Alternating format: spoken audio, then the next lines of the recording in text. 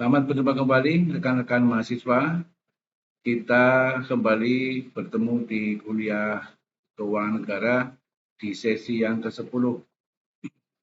Pada kesempatan ini nanti kita akan membahas mengenai hubungan keuangan pusat dan keuangan daerah. Baik, kita mulai materi kita.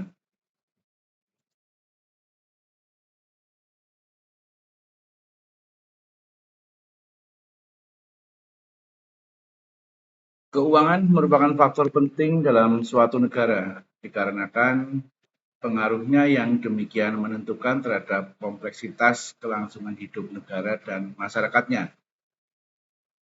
Pengaruh dari aspek keuangan negara antara lain juga mencerminkan kualitas keberadaan dari suatu pemerintahan dalam menjalankan fungsi-fungsi kenegaraannya.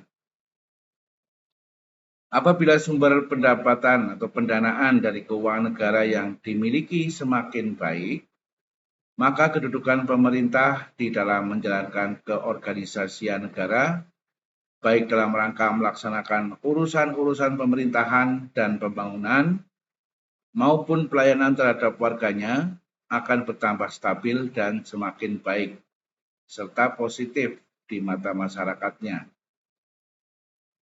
Sebaliknya, suatu pemerintahan dipandang akan menghadapi berbagai problem pelik dalam memperlancar pelaksanaan segenap fungsi dan tugas kenegaraan jika tidak didukung kondisi keuangan negara yang baik pula. Ini hampir sama dengan perusahaan sebetulnya ya, hanya ini sifatnya adalah lebih makro dan publik.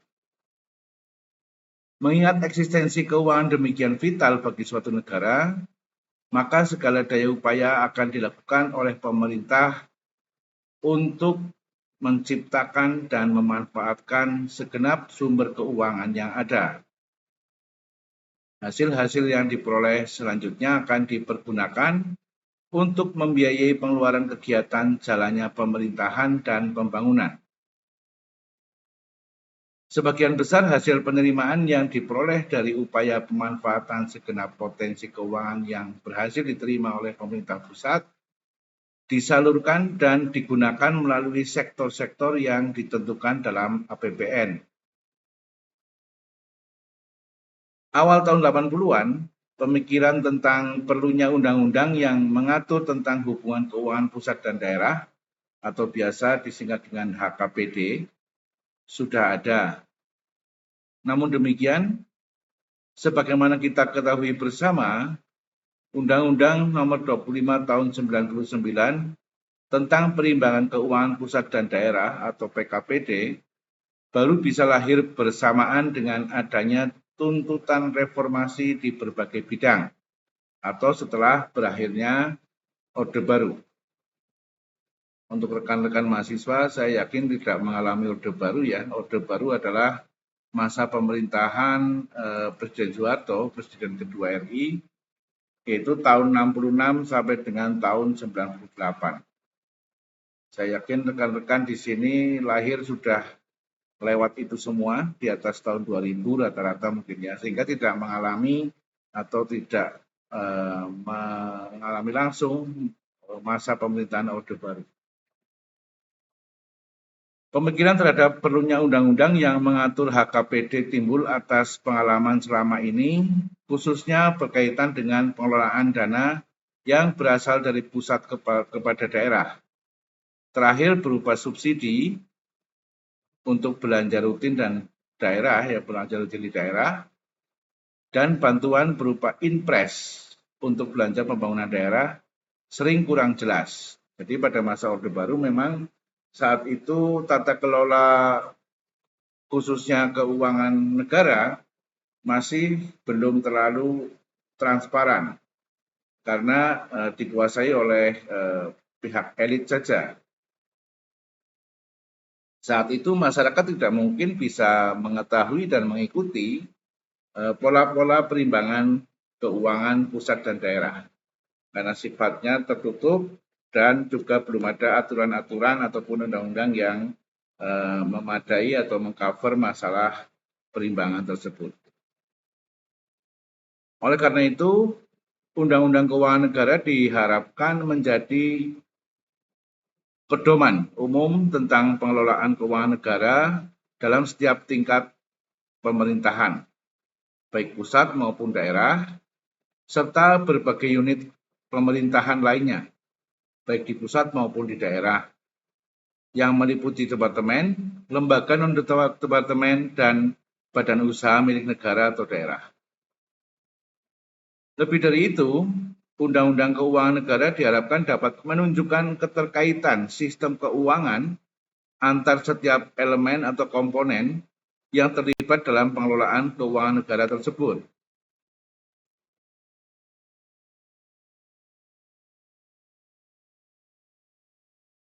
Dalam rangka pelaksanaan otonomi daerah, maka tidak bisa kita lepaskan dari hubungan keuangan di antara pemerintah pusat dan pemerintah daerah.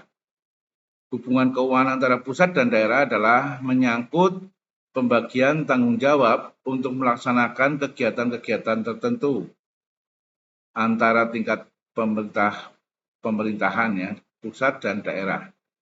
Dan pembagian sumber penerimaan untuk menutup pengeluaran akibat kegiatan-kegiatan tersebut. Ini disampaikan oleh Kurniati dalam bukunya di tahun 2013.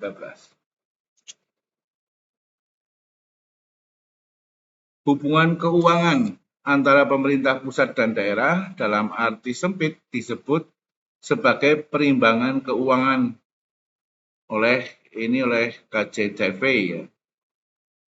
KJDV mengatakan bahwa hubungan keuangan antara pusat dan daerah adalah menyangkut pembagian tanggung jawab untuk melaksanakan kegiatan-kegiatan tertentu antara tingkat-tingkat pemerintahan dan pembagian sumber penerimaan untuk menutup pengeluaran akibat kegiatan-kegiatan tersebut. Tujuan utamanya adalah untuk mencapai perimbangan antara berbagai pembagian, di samping itu antara potensi dan sumber daya masing-masing daerah dapat sesuai. Ini disampaikan oleh Kurniati di bukunya di tahun 2013.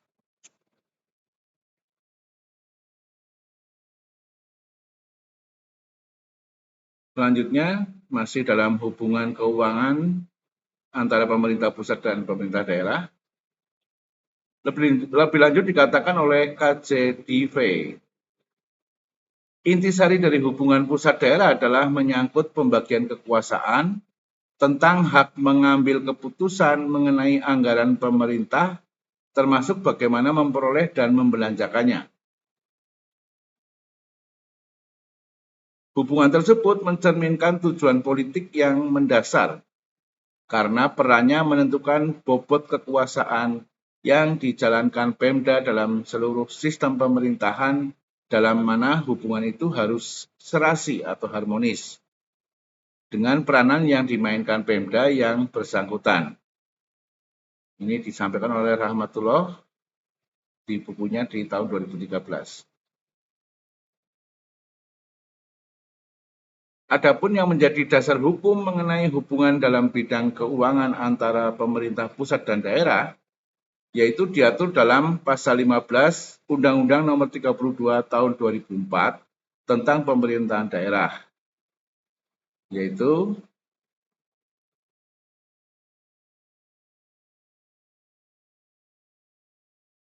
yang pertama, hubungan dalam bidang keuangan antara pemerintah dan pemerintahan daerah sebagaimana dimaksud dalam pasal 2 ayat 4 dan ayat 5 yang meliputi A. Pembagian sumber-sumber keuangan untuk menyelenggarakan urusan pemerintahan yang menjadi kewenangan pemerintahan daerah. B. Pengalokasian dan perimbangan kepada pemerintah daerah. Dan C adalah pemberian pinjaman dan atau hibah kepada pemerintah daerah. Yang kedua, hubungan dalam bidang keuangan antar pemerintahan daerah sebagaimana dimaksud dalam pasal 2 ayat 4 dan ayat 5 meliputi yang pertama, bagi hasil pajak dan non-pajak antara pemerintahan daerah provinsi dan pemerintah daerah kabupaten atau kota.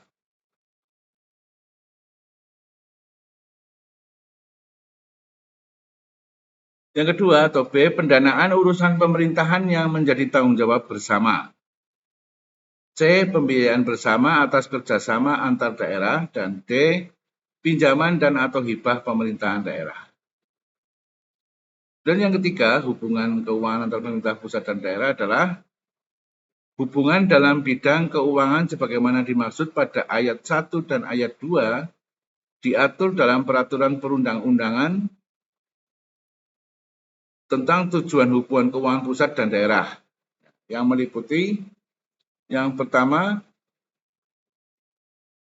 pembagian keuangan yang rasional antar berbagai tingkatan pemerintahan dalam memungut dan membelanjakan sumber dana pemerintah, yakni suatu pembagian yang sesuai dengan pola umum desentralisasi.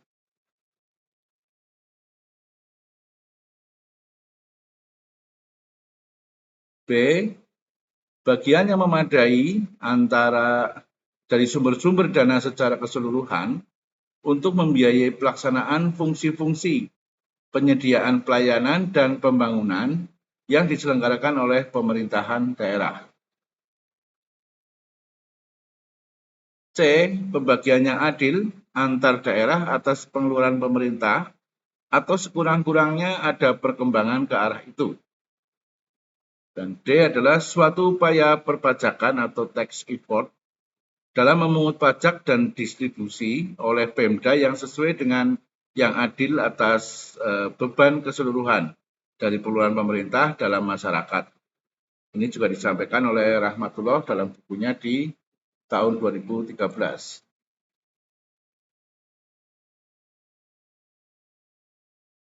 Kemudian hubungan antara pemerintah pusat dan daerah meliputi hal-hal yang menyangkut hubungan, kewenangan, pengawasan, keuangan, koordinasi, dan pembinaan. Ini disampaikan oleh Yani dalam bukunya tahun 2002. Sementara itu, keuangan Sementara itu ini disampaikan oleh Kavanagh ya dalam Sarundayang tahun 2001 mengatakan ada dua model utama dalam hubungan pemerintahan pusat dan daerah, yaitu agensi model dan partnership model.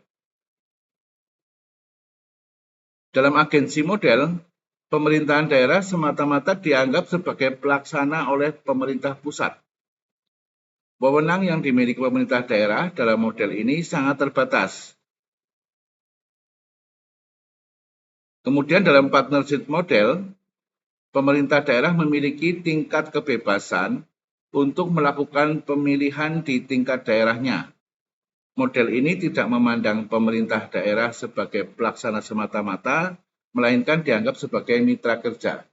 Ini disampaikan oleh Kurniati dalam bukunya di tahun 2013. Ini sekarang yang dijalankan oleh pemerintah kita adalah model yang kedua ini, partnership.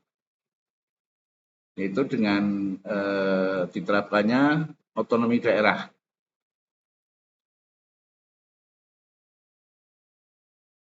Dalam perekonomian modern, peranan pemerintah dapat dipilih menjadi 4 macam, yakni yang satu atau yang pertama, peran alokatif, yakni peran pemerintah dalam mengalokasikan sumber daya ekonomi yang ada agar pemanfaatannya bisa optimal dan mendukung efisiensi produksi.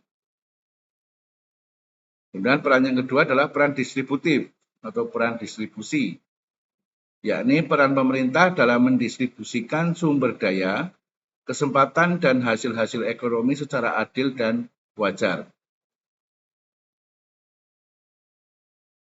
Peran yang ketiga adalah peran stabilitatif, yakni peran pemerintah dalam memelihara stabilitas perekonomian dan memulihkannya jika berada dalam disequilibrium.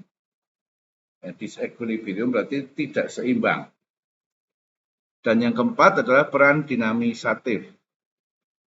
Peran pemerintah dalam menggerakkan proses pembangunan ekonomi agar lebih cepat tumbuh, berkembang, dan maju.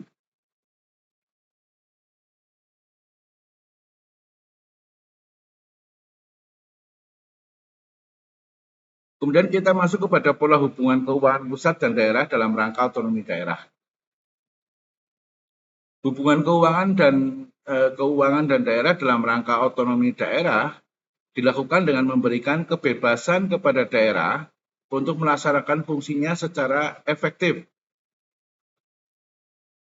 Untuk melaksanakan fungsi tersebut harus ada dukungan sumber-sumber keuangan yang memadai, baik yang berasal dari pendapatan asli daerah atau PAD, dana perimbangan, pinjaman daerah, maupun lain-lain penerimaan yang sah. Pendapatan asli daerah adalah penerimaan yang diperoleh daerah dari sumber-sumber dalam wilayahnya sendiri, yang dipungut berdasarkan peraturan daerah sesuai dengan peraturan perundang-undangan yang berlaku. Sumber pendapatan asli daerah terdiri dari yang pertama adalah hasil pajak daerah. Yang kedua, hasil restribusi daerah.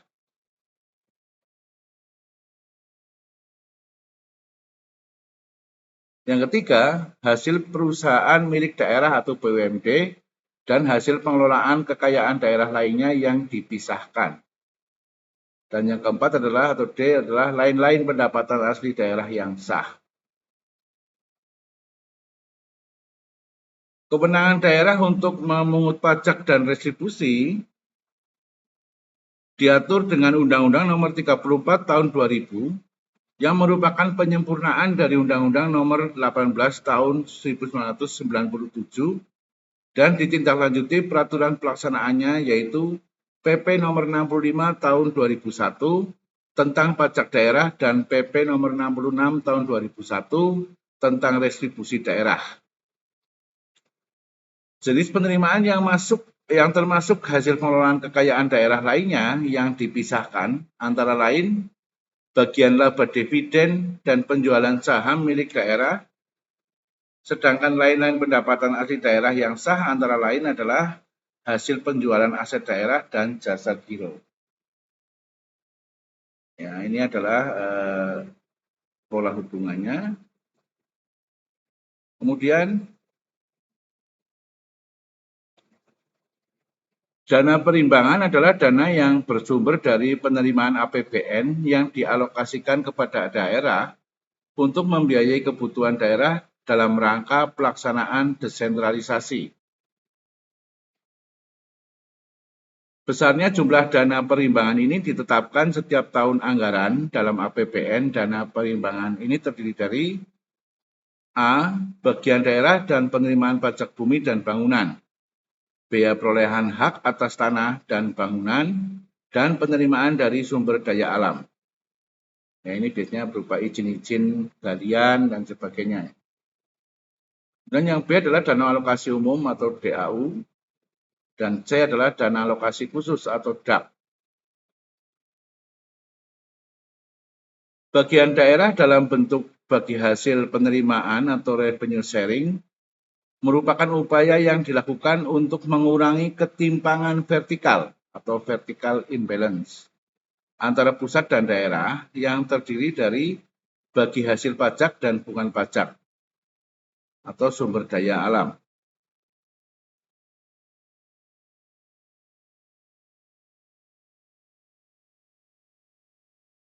Pola bagi hasil penerimaan ini dilakukan dengan presentasi atau persentase tertentu yang didasarkan atas daerah penghasil atau by origin.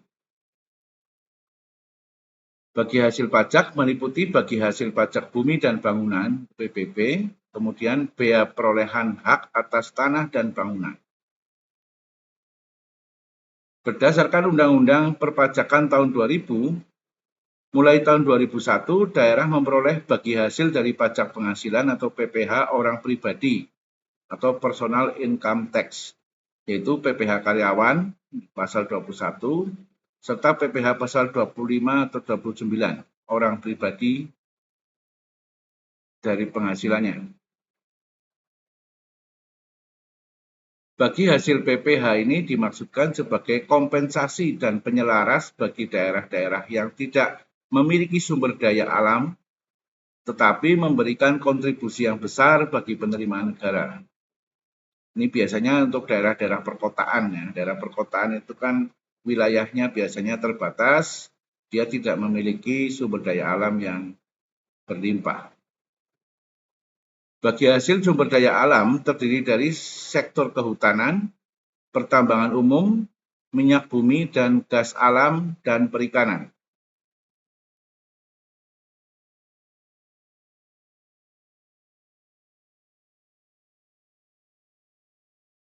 Dana alokasi umum atau DAU adalah dana yang berasal dari APBN yang dialokasikan dengan tujuan pemerataan kemampuan keuangan antar daerah untuk membiayai kebutuhan pengeluaran dalam rangka pelaksanaan desentralisasi. Penggunaan dana alokasi umum ini ditetapkan sepenuhnya oleh daerah.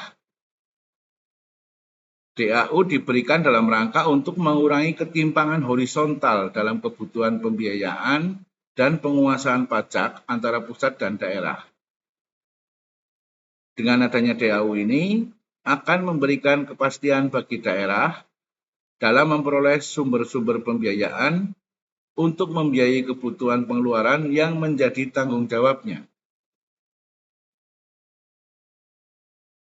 Kebutuhan DAU suatu daerah ditentukan dengan menggunakan konsep fiscal gap, di mana kebutuhan DAU suatu daerah ditentukan atas kebutuhan daerah atau fiscal need dengan potensi daerah atau fiscal capacity.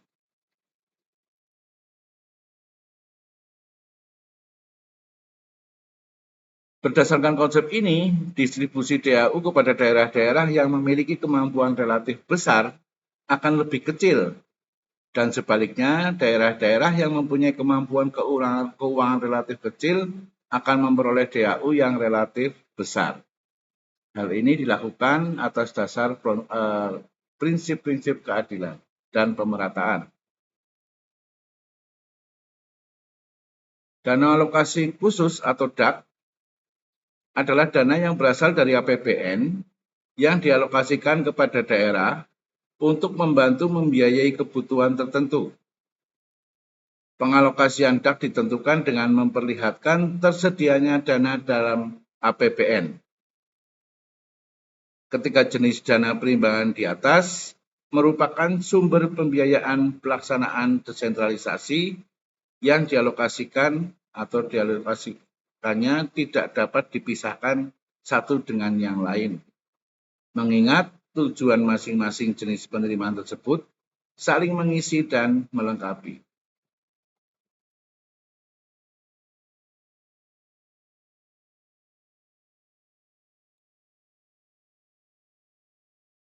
Berikutnya adalah pinjaman daerah. Pinjaman daerah adalah semua transaksi yang mengakibatkan daerah menerima dari pihak lain sejumlah uang atau manfaat bernilai uang, sehingga daerah tersebut dibebani kewajibannya untuk membayar kembali pinjaman daerah yang dilakukan. Kemudian pinjaman daerah dilakukan untuk membiayai kebutuhan daerah berkaitan dengan penyediaan sarana yang dapat menghasilkan, atau ini adalah biasanya untuk pengeluaran modal daerah. Kemudian berikutnya adalah mengenai lain-lain penerimaan yang sah. Antara lain bisa berupa hibah, dana darurat, dan penerimaan lainnya sesuai dengan peraturan perundang-undangan yang berlaku. Dana darurat ini kemarin tahun 2001 sampai tahun 2002 ini berlaku pada saat kita mengalami pandemi COVID, di mana masing-masing daerah mendapatkan bantuan yaitu dana darurat. Dana darurat merupakan dana bantuan yang berasal dari APBN untuk keperluan mendesak kepada daerah tertentu. Keperluan mendesak adalah keadaan yang sangat luar biasa yang tidak dapat ditanggulangi oleh daerah dengan pembiayaan dari APBD, yaitu bencana alam dan peristiwa lain yang dinyatakan pemerintah pusat sebagai bencana nasional, seperti COVID-19 kemarin. Prosedur dan tata cara penyaluran dana darurat sesuai dengan ketentuan yang berlaku bagi APBN.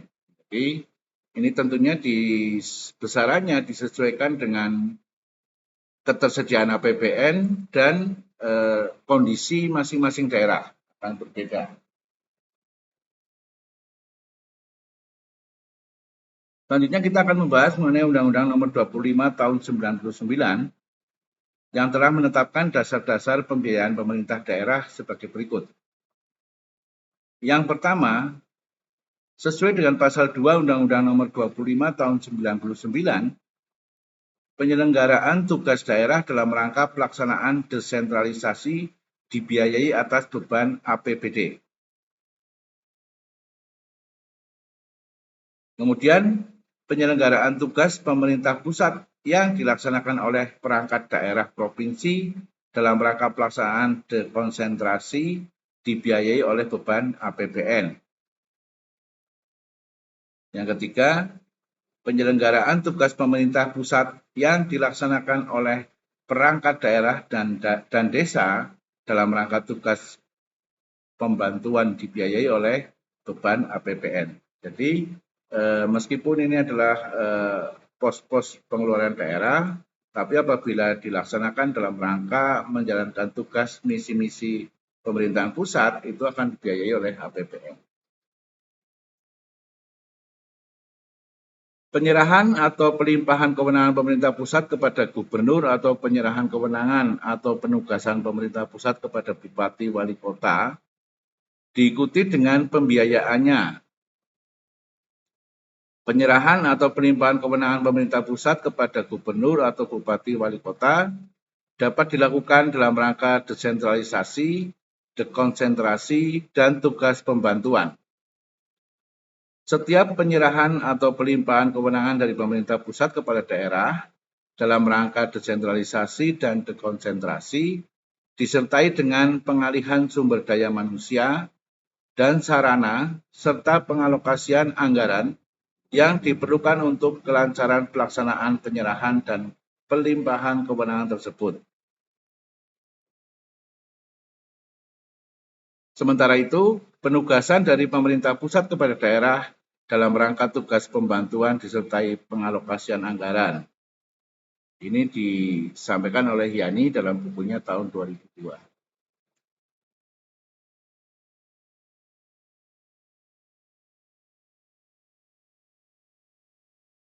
Sekarang kita masuk kepada perimbangan keuangan pemerintah pusat dan daerah menurut Undang-Undang Nomor 33 Tahun 2004.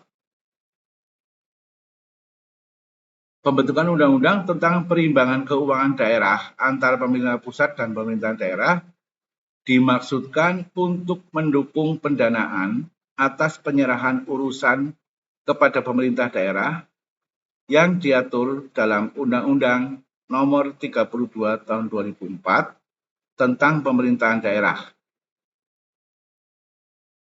Pendanaan tersebut menganut prinsip money follow function yang mengandung arti bahwa pendanaan mengikuti fungsi pemerintahan yang menjadi kewajiban tanggung jawab masing-masing tingkat pemerintahan.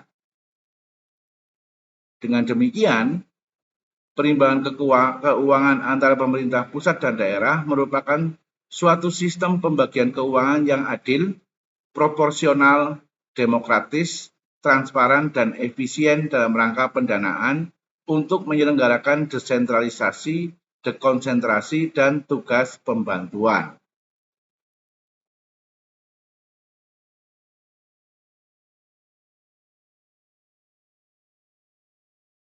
Hubungan keuangan antara pemerintah pusat dan daerah ini ditandai dengan adanya dana perimbangan, yaitu dana yang bersumber dari pemerintah pusat yang dialokasikan kepada pemerintah daerah untuk mendanai kebutuhan daerah dalam rangka pelaksanaan desentralisasi yang terdiri dari dana alokasi umum, dana alokasi khusus, dan dana bagi hasil dari penerimaan pajak dan SDA.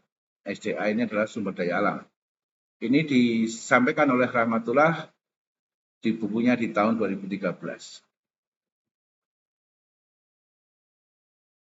Undang-Undang Nomor 33 Tahun 2004 tentang perimbangan keuangan pusat dan daerah mengandung pokok-pokok muatan sebagai berikut. Yang pertama adalah penegasan prinsip-prinsip dasar perimbangan keuangan pemerintah dan pemerintah daerah. Yang kedua, penambahan jenis dasar bagi hasil atau DBH, sektor pertambangan, panas bumi, kemudian PPh pasal 25-29 dan PPh pasal 21. Ini masing-masing PPh ini akan rekan-rekan pelajari pada mata kuliah khusus tentang PPh. Yang ketiga, pengelompokan dana reboisasi yang semula masuk dalam komponen DAK atau DAK menjadi DBH. Yang keempat, penyempurnaan prinsip pengalokasian DAU. Yang kelima, penyempurnaan prinsip pengalokasian DAK. Keenam, penyempurnaan persyaratan dan mekanisme pinjaman daerah termasuk obligasi daerah. 7. Pengaturan pengalokasian dan pertanggungjawaban keuangan. 8. Penanganan pengaturan sistem informasi keuangan daerah atau SIKD. 9. Penambahan pengaturan hibah dan dana darurat. Dan 10. Prinsip akuntabilitas dan responsibilitas dipertegas dengan pemberian sanksi. Ini tercantum dalam bukunya Rahmatullah di tahun 2013.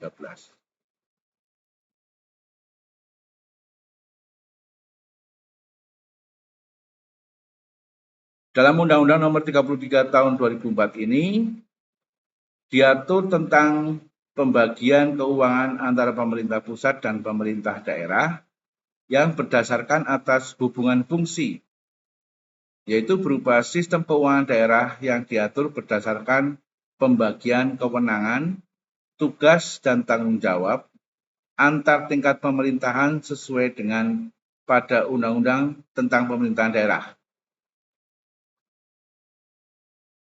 Hubungan keuangan antara pemerintah pusat dan daerah dalam berbagai kebijakan peraturan perundang-undangan, baik Undang-Undang Nomor 25 Tahun 99 maupun Undang-Undang Nomor 33 Tahun 2004, merupakan koreksi terhadap peraturan perundang-undangan di waktu sebelumnya. Hal ini terlihat dari pemerintahan pusat menyerahkan beberapa sumber-sumber pajak dan retribusi yang dimiliki pemerintahan pusat yang selanjutnya menjadi sumber-sumber pendapatan asli daerah atau PAD sebagai konsekuensi dianutnya sistem desentralisasi atau otonomi daerah.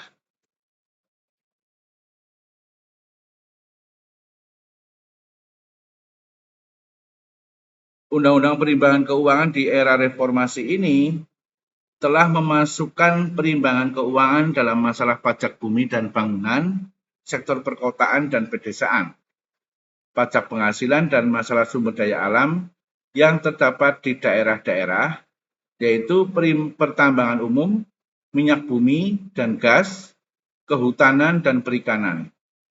Sehingga potensi keuangan daerah menjadi bertambah dan secara signifikan akan berpengaruh terhadap pelaksanaan otonomi daerah di wilayah negara Kesatuan Republik Indonesia.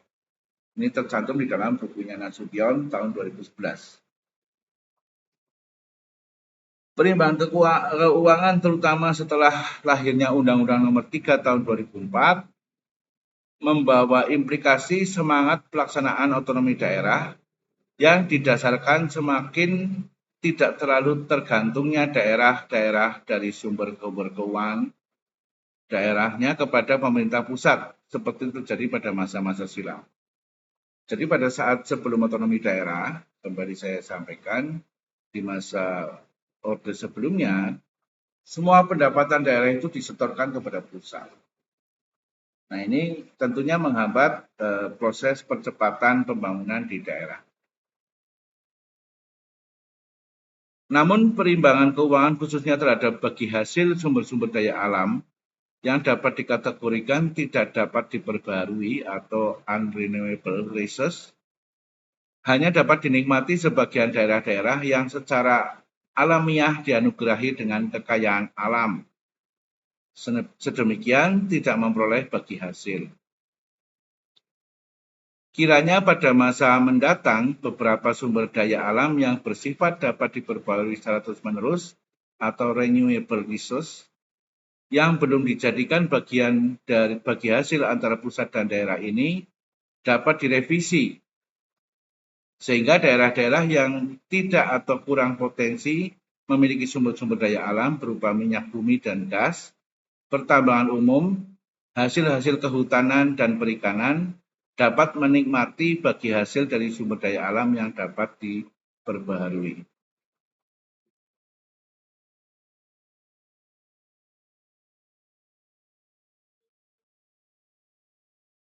Atau dengan kata lain, sumber daya alam olahan ekonomi seperti perkebunan, pertanian, termasuk daerah-daerah yang potensial perkembangan industrinya, juga dapat menikmati bagi hasil antara pemerintah pusat dengan daerah-daerah otonomi yang memiliki potensi sumber daya olahan tersebut. Ini disampaikan oleh Sumbu di dalam bukunya tahun 2010.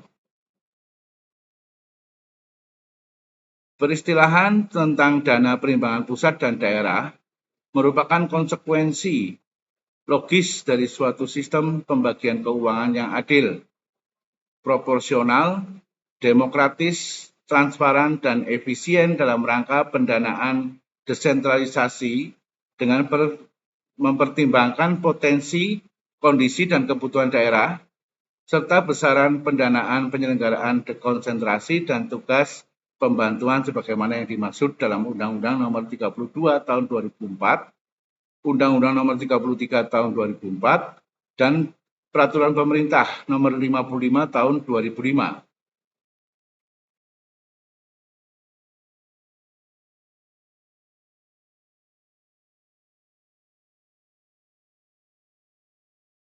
Asas desentralisasi yang memberikan wewenang kepada daerah untuk mengurus rumah tangganya sendiri mengindikasikan adanya dua pihak yang akan saling berhubungan.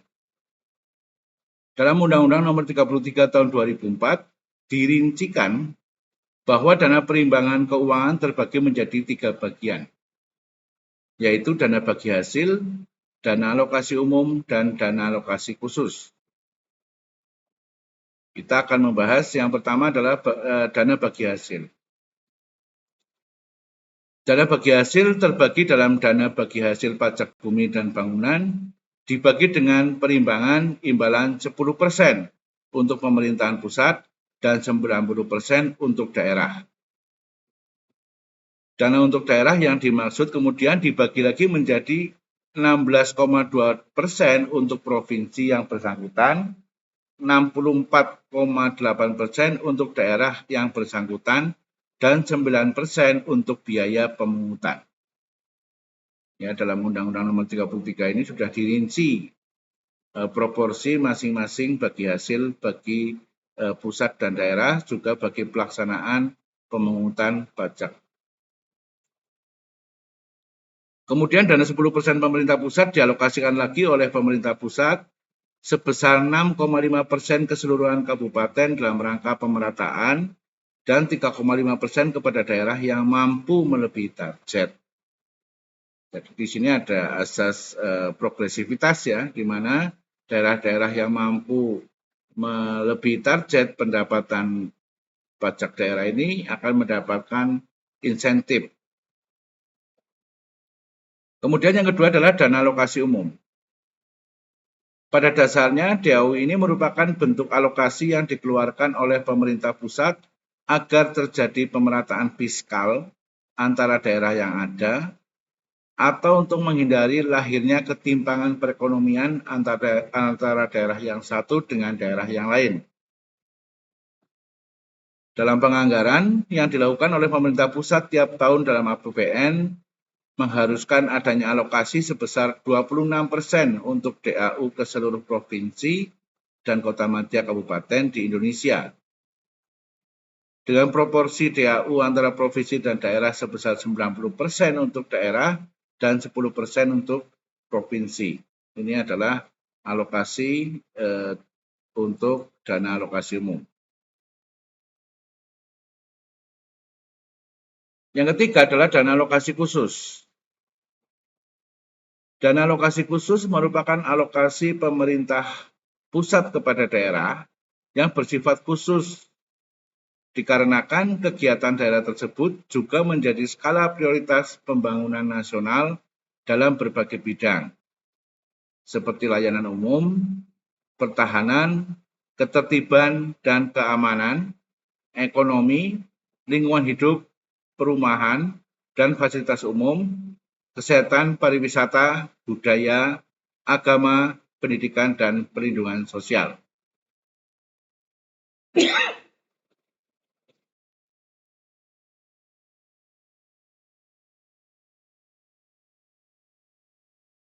Dan kita masuk ke hubungan keuangan pusat dan daerah menurut Undang-Undang Nomor 1 Tahun 2022. Pemerintah menerbitkan Undang-Undang Nomor 1 Tahun 2002 tentang hubungan keuangan pusat dan daerah. Jadi rekan-rekan jangan bingung ya, karena memang undang-undang ini akan selalu diperbaiki lagi setiap beberapa waktu. Kalau dianggap sudah tidak lagi tidak lagi sesuai, pasti akan diterbitkan undang-undang baru yang mengatur tentang hubungan keuangan pusat dan daerah. Undang-undang pertama tahun 2002 di masa Omikron ini memiliki lingkup regulasi dalam pemberian sumber penerimaan daerah berupa pajak dan retribusi, pengelolaan TKD, pengelolaan belanja daerah, pemberian kewenangan untuk melakukan pembiayaan daerah, dan pelaksanaan sinergi kebijakan fiskal nasional.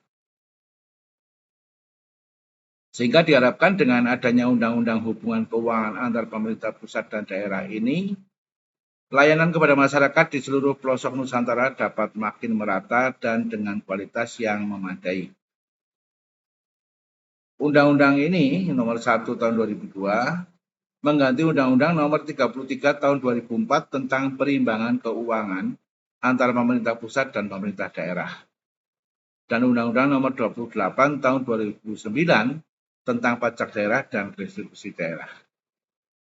Jadi ini adalah undang-undang yang terbaru tahun 2022.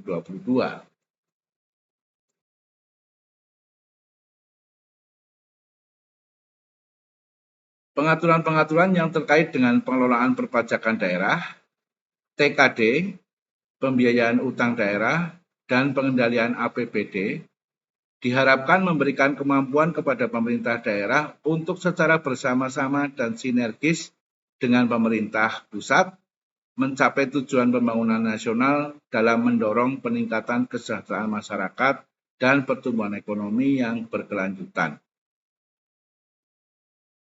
Ketentuan-ketentuan mengenai PKB, ya PKB ini pajak kendaraan bermotor, BPNKB, biaya balik nama kendaraan bermotor, pajak MPLB, opsen PKB, opsen BPNKB, dan opsen pajak MPLB sebagaimana diatur dalam undang-undang ini mulai berlaku 3 tahun terhitung sejak tanggal diundangkannya undang-undang ini. Jadi akan berlaku nanti mulai 2025. Ketentuan mengenai alokasi atas DAU dan DBH pasal 106 dilaksanakan sepenuhnya mulai tahun anggaran 2023.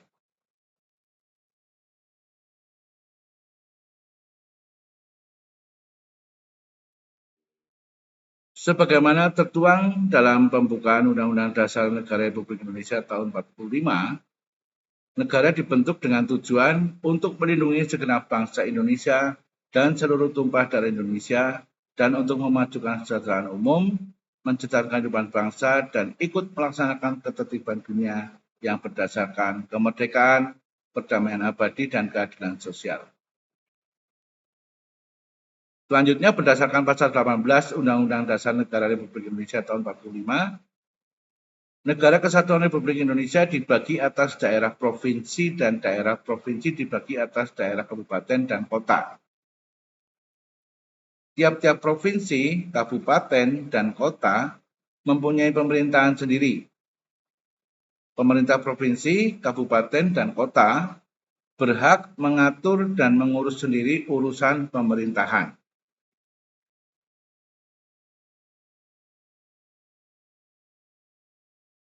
Menurut asas otonomi dan tugas pembantuan, urusan pemerintahan yang menjadi tanggung jawab daerah dilaksanakan berdasarkan asas otonom.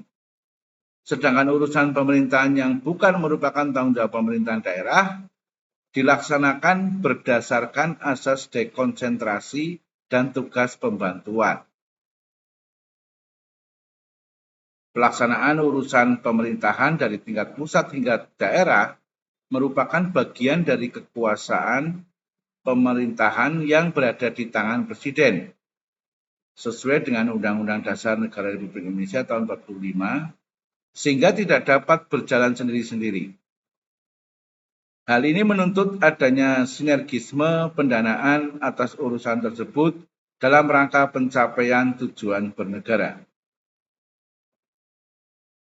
Pembagian Negara Kesatuan Republik Indonesia menjadi provinsi, kabupaten, dan kota, dan pembagian urusan pemerintahan antar pemerintahan tersebut menimbulkan adanya hubungan wewenang dan hubungan keuangan.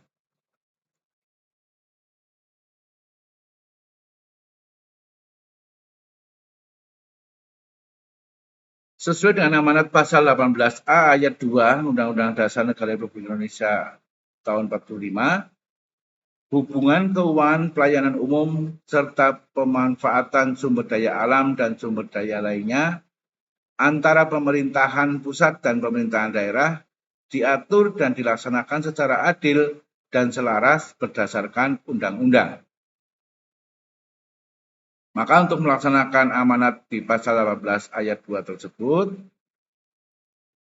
disusunlah undang-undang tentang hubungan keuangan antara pemerintah pusat dan pemerintahan daerah.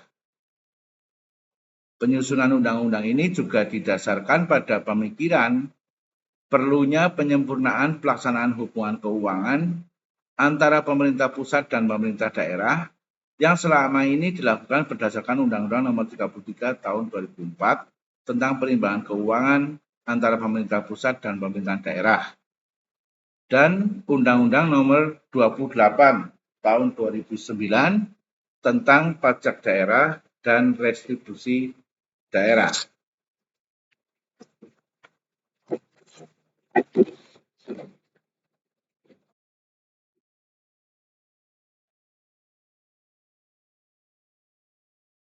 Penyempurnaan implementasi hubungan keuangan antara pemerintah pusat dan daerah dilakukan dengan sebagai upaya untuk menciptakan alokasi sumber daya nasional yang efisien melalui hubungan keuangan antara pemerintah pusat dan pemerintah daerah yang transparan, akuntabel, dan berkeadilan. Guna mewujudkan pemerataan layanan publik dan peningkatan kesejahteraan masyarakat di seluruh pelosok Negara Kesatuan Republik Indonesia. Dalam mewujudkan tujuan tersebut, hubungan keuangan antara pemerintah pusat dan pemerintahan daerah berlandaskan pada 4 pilar utama, yaitu yang pertama, mengembangkan sistem pajak yang mendukung alokasi sumber daya nasional yang efisien.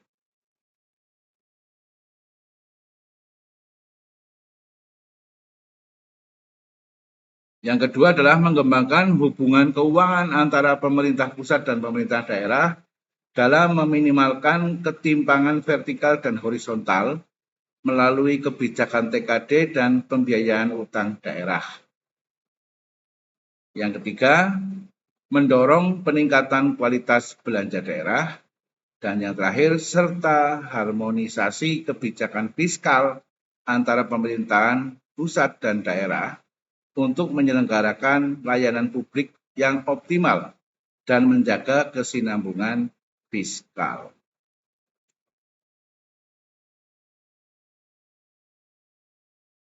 Saya kira itu yang bisa saya sampaikan.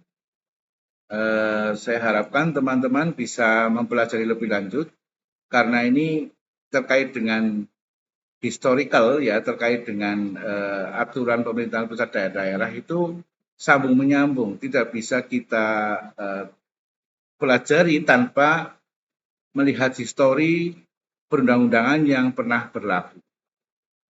Jadi teman-teman harus lebih cermat dan bisa lebih teliti dalam mempelajari tentang hubungan pemerintah pusat dan daerah ini karena banyaknya aturan dan perundangan yang diberlakukan.